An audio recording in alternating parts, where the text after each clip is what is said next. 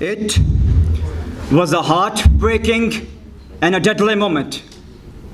I'm going to narrate a story about a man who grew up with valor, grew up with the true spirit for our society, grew up in the same environment and the same nuisances which we are facing now. Every time, saying to his mother, I will do something for this country. I will do something for this land. He was in a search of any platform where he can get up and serve this country. He go for army. He got recommended there. Every night, he make a call to her mother and say, if I die, don't become worried about myself. I have laid my life for this country. I was bursting at that time. I was thinking about all the martyrs who have laid their lives previously because it's the emotion. Army called her mother and said, your son has been died.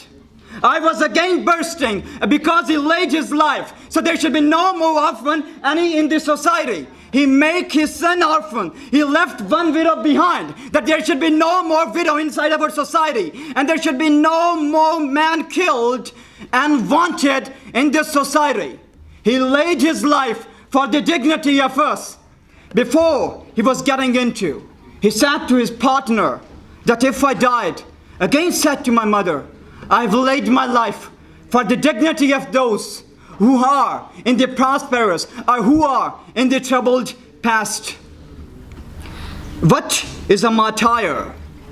He is the one who have laid some democratic milestone, or we have achieved some distance by getting his life, the end of the success he has made and for.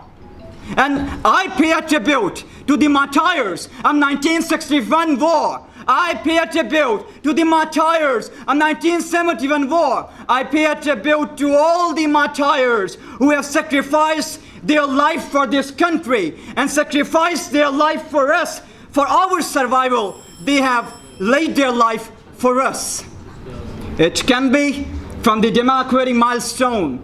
I will nominate the names not from the political sect, but formally.